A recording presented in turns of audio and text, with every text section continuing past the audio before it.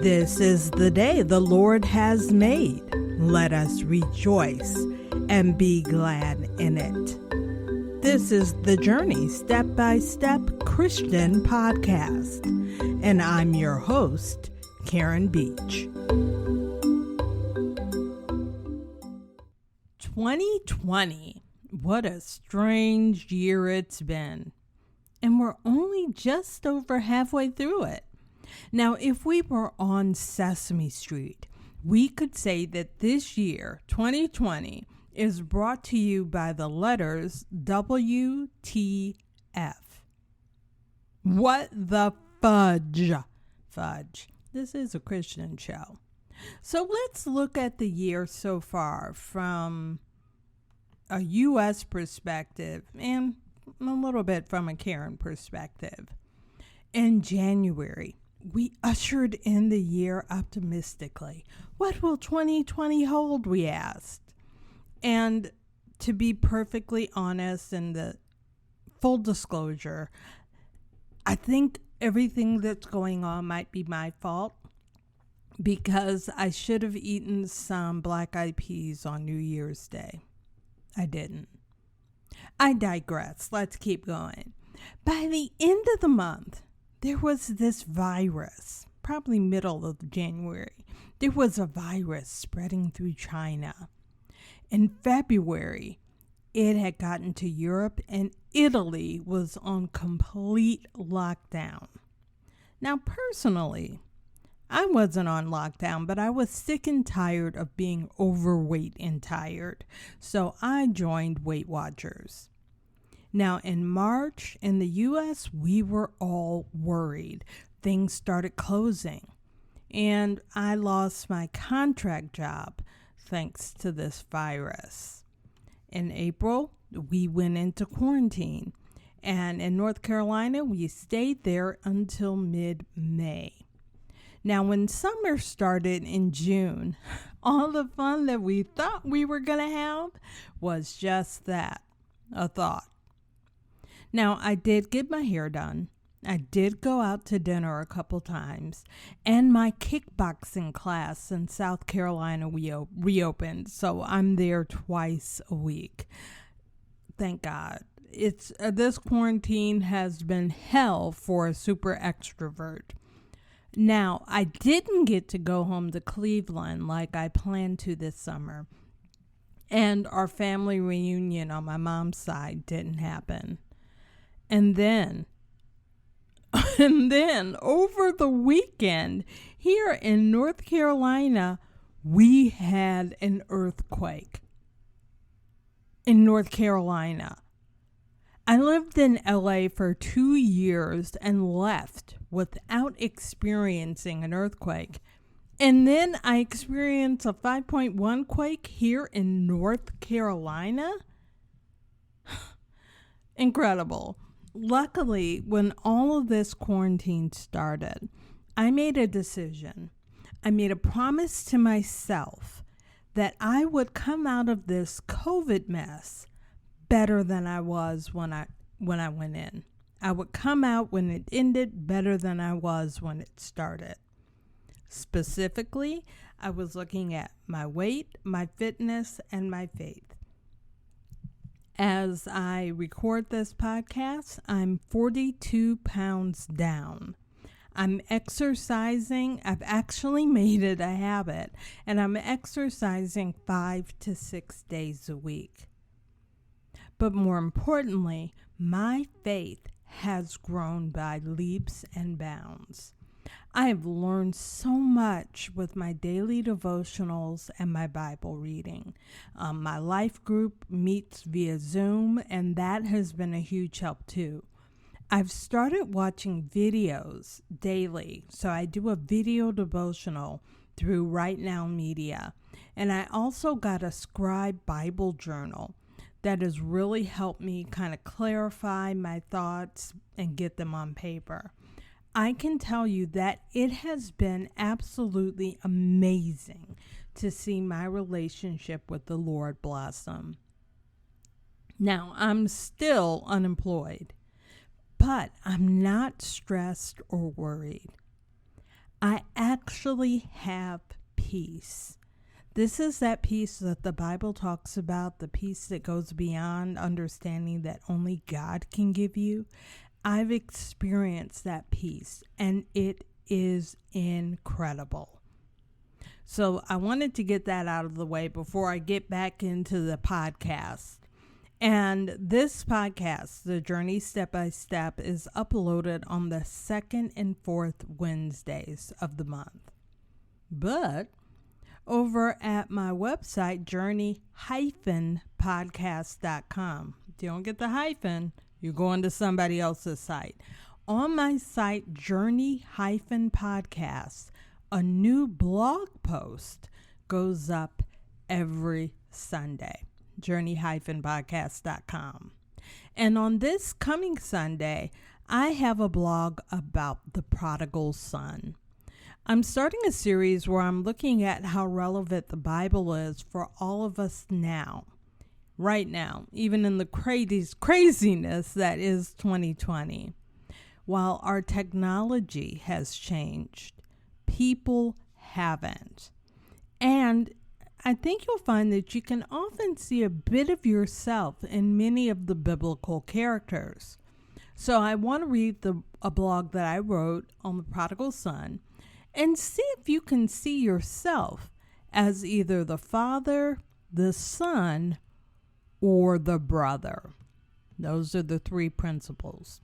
So here's the blog. The Bible is an old, even ancient document.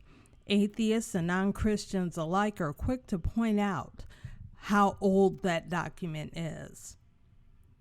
And they would say, how can a document that's that old have anything to do with life in the 21st century? We don't ride donkeys, we drive cars. We don't slaughter pigs and goats and lambs and pick our own food. We pick what we want to from a state-of-the-art grocery store. We don't spend hours cooking or washing clothes by hand. We go through the drive-thru and we throw our clothes into a machine with soap and fabric softener right there. But wait a minute. While technology has changed and grown by leaps and bounds, human nature hasn't. And the Bible has a lot to say about that. We still love.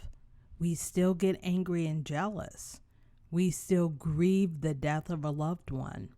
We still hope for a better day. If you look closely at the parables Jesus told or the lives of biblical figures, you see familiar circumstances. And if you look closely, you can even find yourself. I know I see myself in Sarah. Abraham's wife was told by God that she would have a child in her advanced age. How advanced? Sarah was 90.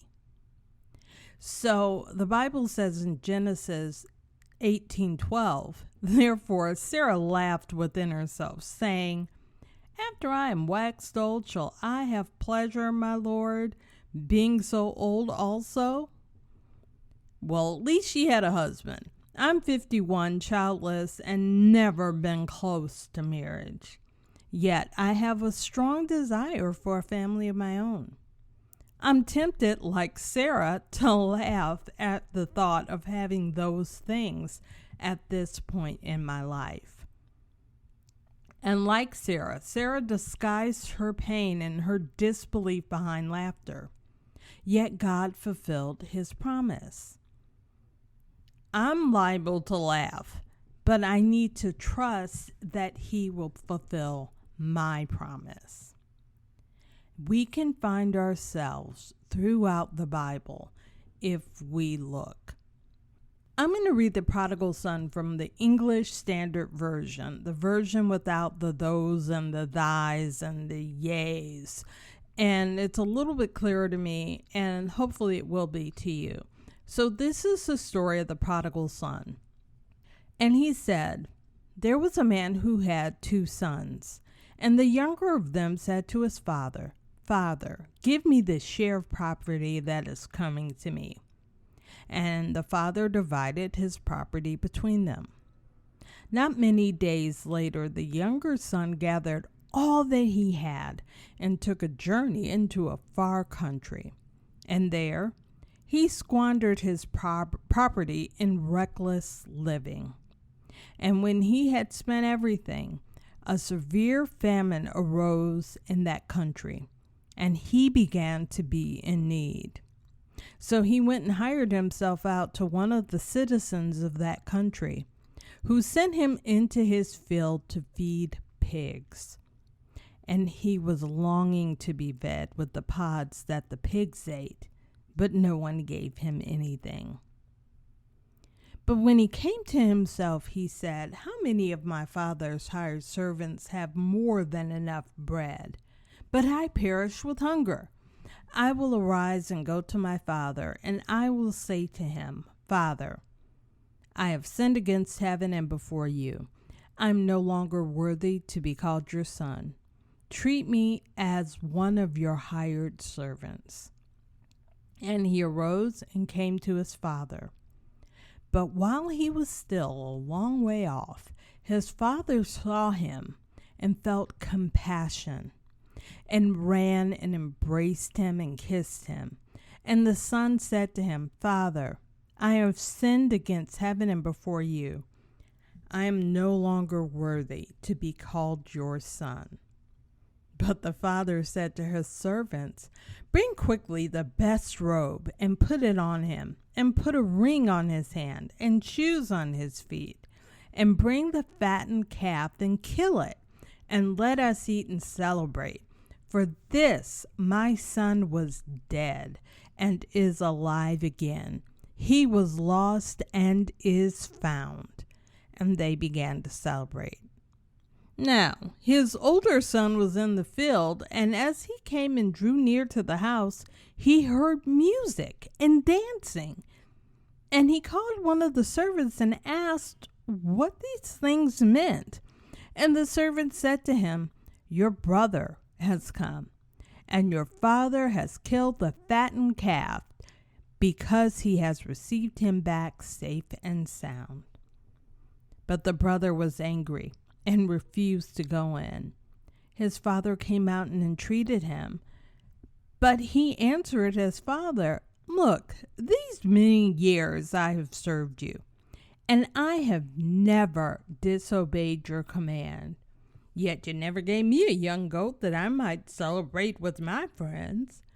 And when this son of yours came, the one who has devoured your property with prostitutes, you killed the fattened calf for him.' And he said to him, 'Son, you are always with me, and all that is mine is yours. It was fitting to celebrate and be glad, for this your brother was dead and is alive. He was lost and is found.'"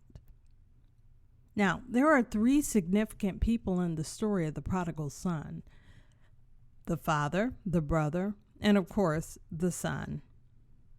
The father, let's start with him. He gave his son what he wanted, his inheritance, and the son left home and squandered it. Now, this must have hurt his father. He wanted the best for his son. He wanted him to be happy, so he gave him what he desired most, and then he wasted it. No parent wants to see that. But then his son wanted to come back home. He didn't scold him. He didn't make it hard for him to come back home or humiliate him. He pulled out all the stops and welcomed him back. That is a lot like God. He knew his son, as most parents do know their children, and he probably knew exactly what that son would do if he gave him his inheritance. But he gave it to him anyway. He gave him what he wanted, and the son strayed. I'm sure it hurt his father to see that. But he knew that the son had to come to his senses on his own. And when he did, his father welcomed him back. Now, the brother, his other son, didn't understand. This is the one who did the right thing all along. He didn't ask for his inheritance. He worked alongside his father the whole time. Yet he sees his dad pulling out all the stops for his errant brother, even though he never left him. Like his father, this brother knew his brother too, and you get the feeling that there might have been some sibling rivalry at play. He wanted to know, why wasn't his dad enraged at his brother, or at least annoyed? After all, he is. When he compares himself to his brother, he's the better choice. Now, the prodigal son, from the brother's point of view, was probably messing up for a long time before he even asked for his inheritance. It says he was the younger brother, and you know what they say about the younger brothers being spoiled or whatnot. So he probably has had a problem with his little brother for a while. But his father saw it differently. He's always benefited from their close relationship. The father always had that older son right there with him. They worked side by side. Can you imagine all the memories and all the good times they shared? And that son, the older brother, has always had the best. He's always been safe, protected, and secure. But then there's the prodigal. You get the feeling he's always been a little extra. He's the one that always wanted to go his own way, and usually with less than successful results. I can imagine asking him for his inheritance, and his brother responding with a big eye roll, and his father with a resigned sigh. The prodigal was over the moon when he got what he wanted. Finally, he thought, I can do what I want to do, the way I want to do it. I'm sure he had a lot of fun at first. Lots of women, lots to drink, really rich and good food. The prodigal was living life like there was no tomorrow. Only there was.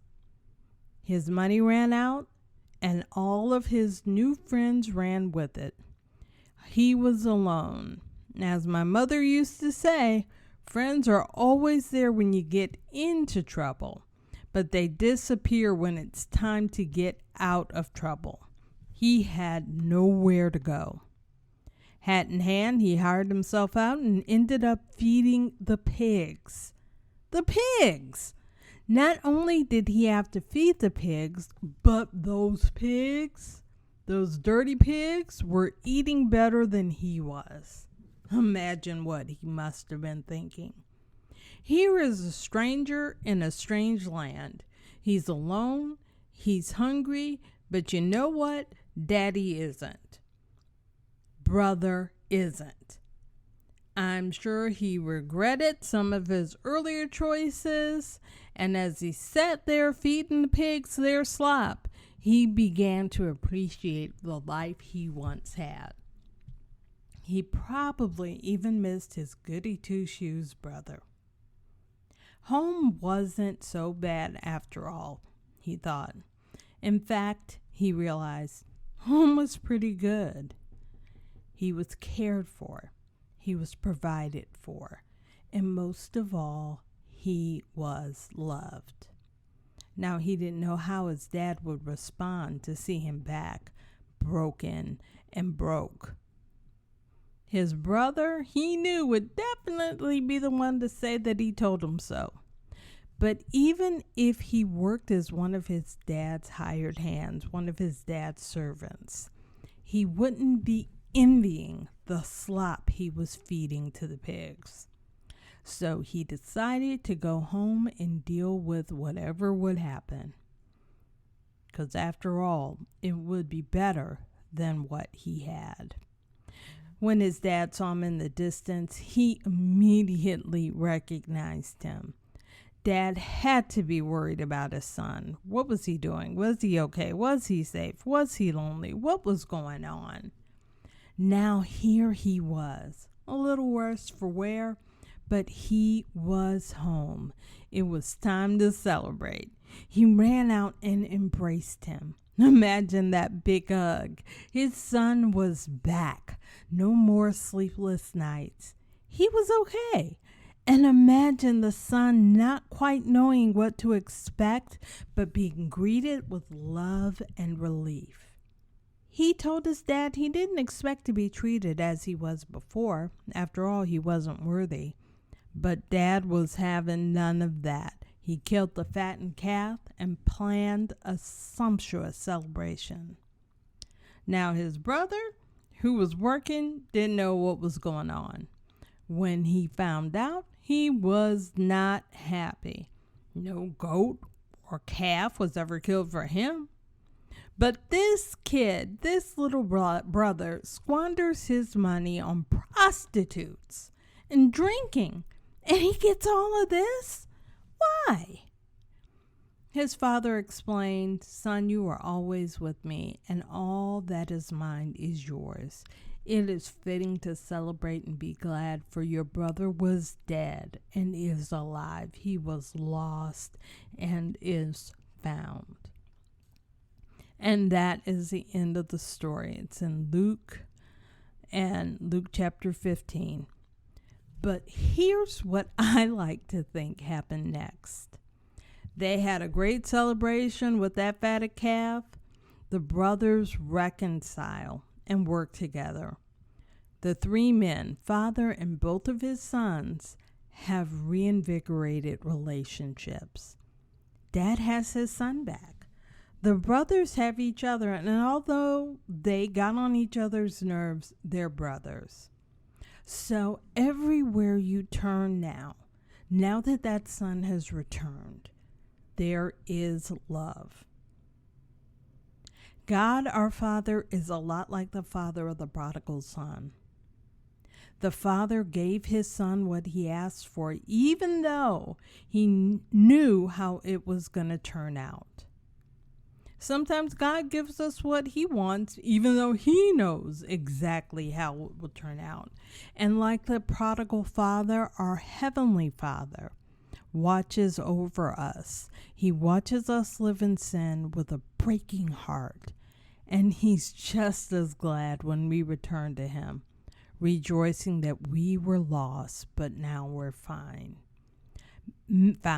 Many of us are the prodigal son, sowing our oats and living what we think is our best life while God's heart is breaking. Hopefully, we reach a point where we realize there is a better way. We might get to a low point where pigs are eating better than we are, or we could have a higher breaking point. Either way, we come back to God and he rejoices. There are times still when we're the brother. We might want God to be punitive or unforgiving towards a brother or sister. We might be resentful, but eventually we rejoice as well. God is rejoicing at whoever we are because he loves us.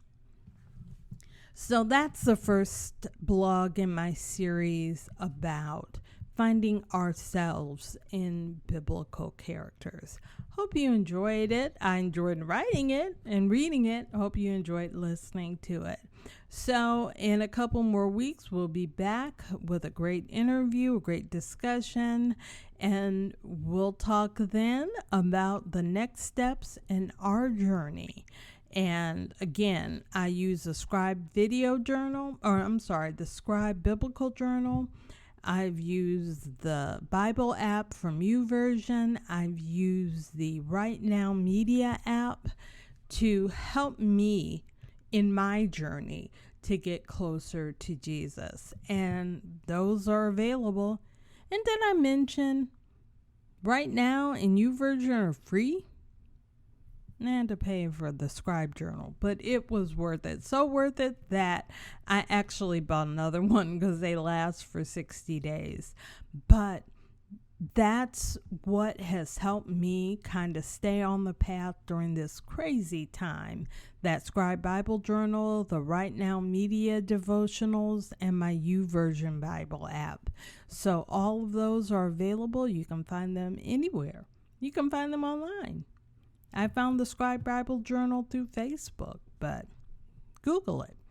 Anyway, that is it for this episode. I will hopefully talk to you soon. Bye-bye. Until next time, be strong and courageous.